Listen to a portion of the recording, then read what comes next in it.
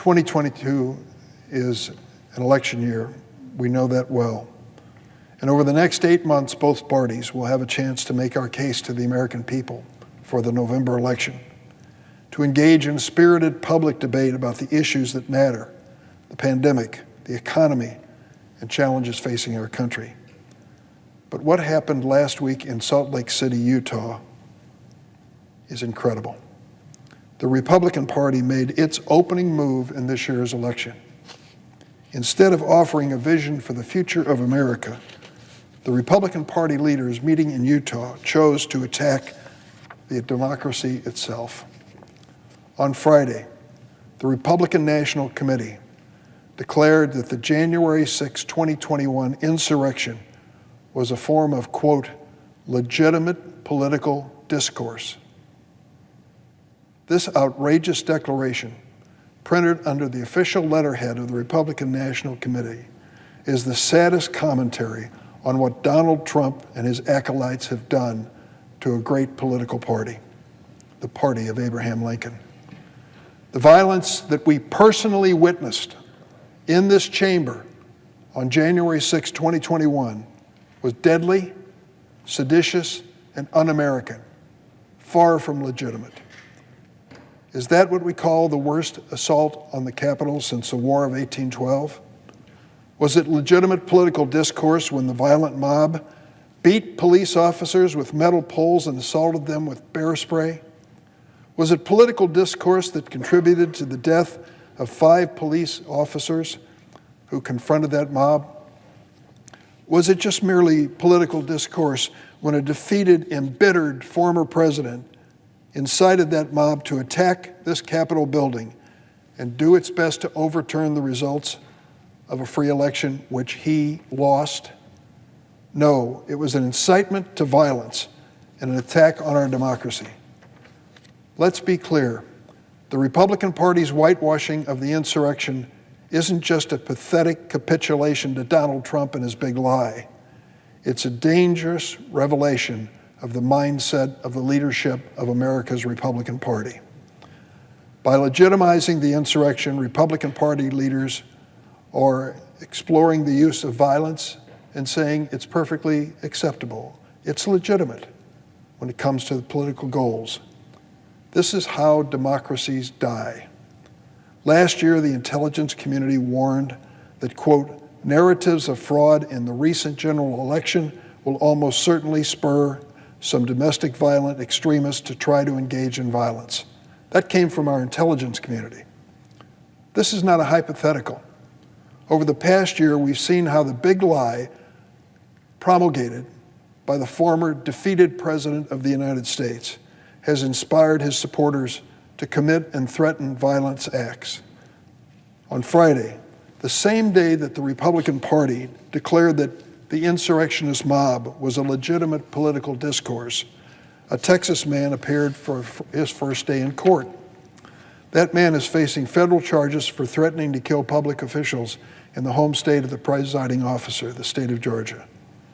What is exactly alleged to have happened?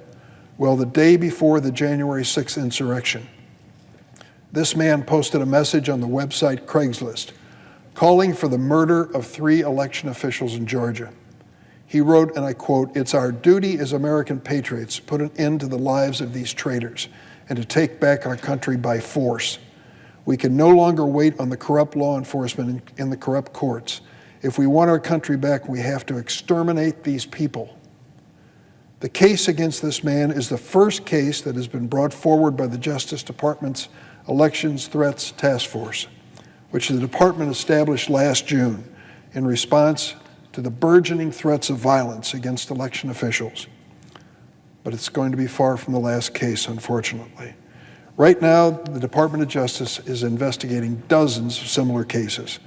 And less than 1 week after charging this Texas defendant, the department also charged a man in Nevada who told an election worker that she was going to, quote, die, close quote, because she played a part in, quote, stealing the 2020 election from Donald Trump. Thankfully, that election worker was not physically harmed, but she was shaken and disturbed by that declaration. She's not alone. Last April, the Brennan Center published a report finding that nearly 1 in 5 election officials in America had received threats because of their roles in the 2020 election. 1 in 3 of these election officials say they worry for their safety because of the rising tide of political violence. Political violence, and the Republican National Committee describes it as legitimate political discourse. Is this a cost of participating in a democracy in Mr. Trump's vision of America? Since the 2020 election, the former president and his supporters have latched on to the big lie to discredit American democracy and the decision of American voters, and to go after those who work in it, like election workers. But this is not the first time a malicious lie has been used to foment distrust, disdain, and even hatred for America's public servants. It was 72 years ago this week that Wisconsin Senator Joseph McCarthy delivered his infamous Enemies from Within speech in Wheeling, West Virginia. In that speech, Senator McCarthy pulled a sheet of paper out of his pocket, held it up to the crowd, and claimed he had a list of more than 50 names of communist agents who had infiltrated our government. These scurrilous accusations by Senator McCarthy made headlines, provoked nationwide hysteria. Rumors abounded about card-carrying communists working within our government. And over the next 4 years, Senator McCarthy led a personal witch hunt against public servants, journalists, members of the military, and average citizens. He destroyed lives in the process. But he never revealed his list of 57 names or any other credible evidence for his claims. Nonetheless, Senator Joe McCarthy discredited and defamed anyone standing in his way. He would accuse his opponents of being communist or communist sympathizers if they publicly disagreed with him. With rare and notable exceptions, and one of them was Senator Margaret Chase Smith, Republican Senator of Maine, and a few others, no one had the courage to question Joe McCarthy or challenge his wild allegations. Politicians were too afraid that he would turn on them next, so they remained quiet. And in the absence of opposition, he assumed even greater power until 1954, when some courageous members of Senator McCarthy's own political party, the Republican Party, joined together with the Democrats in the Senate. They voted to condemn Senator McCarthy and the lies that had fueled his witch hunt. They stood in a bipartisan majority to do it. And with that vote, Senator Joseph McCarthy's reign of terror was brought to an end. The press began to ignore him, and the public had had their fill. What will it take for our Republican colleagues today to say that they're done with the big lie of Trumpism? What will it take for them to reject it and renounce the normalization of political violence? What will it take for the Republicans to admit that June 6th was a deadly insurrection, not a legitimate political discourse? Americans of conscience, both political parties and independents as well, need to unite in support of the truth. That doesn't mean we're going to agree on every issue. On the contrary, real debate is the lifeblood of our democracy. But we have to work from a shared set of facts and reality, like the fact that President Biden actually won the 2020 election, and there was no evidence of widespread voter fraud. I want to commend my Republican colleagues who have been willing to speak the truth in the last few days. I know it can't be easy.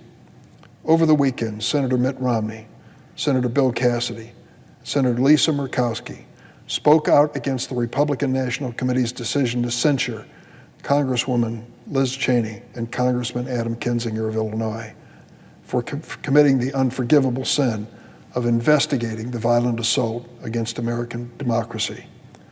Unfortunately, they are a small but courageous minority. The vast majority of my Republican colleagues remain silent while their party leaders declare January 6th legitimate. And on Friday, former Vice President Pence publicly stated, and I quote him, "President Trump is wrong. Under the Constitution, I had no right to change the outcome of our election." That simple, declarative statement of truth That the Vice President cannot single-handedly overrule the will of the American people is welcome. But the fact that it drew outrage from former President Trump and his supporters is a sad reflection on the reality of today's Republican Party. If the events leading up to January 6 taught us anything, it is that aspiring authoritarians like Donald Trump will toss aside long-standing laws and values to cling to power. That is why for the past several months, a bipartisan group of senators have been discussing a proposal to modernize the Electoral Count Act, an obscure law that was at the heart of former President Trump's efforts to overturn the 2020 election. I've been working on this effort on our side with Senators King and Klobuchar, and there's a bipartisan effort in the same manner taking place as well. By updating the Electoral Count Act, we can make clear that the Vice President does not have the power to reject a state's lawfully appointed electors and overturn the results of an election. That's important. And I believe it's a promising sign that Democrats and Republicans are going to join together in discussion of finally rewriting this ancient law. But I also want to be honest about the scope of threats facing our American democracy. At a moment when too many Republican Party leaders are legitimizing the January 6th insurrection, and Republican state legislators are erecting new barriers to the ballot box, particularly for African Americans, we must have the courage to restore the Voting Rights Act. And we need to come together across party lines to defend our democracy, condemn violence, and to live by the rule of law, not the rule of the mob. Mr. President, I yield the floor and suggest the absence of quorum. Clerk will call the roll.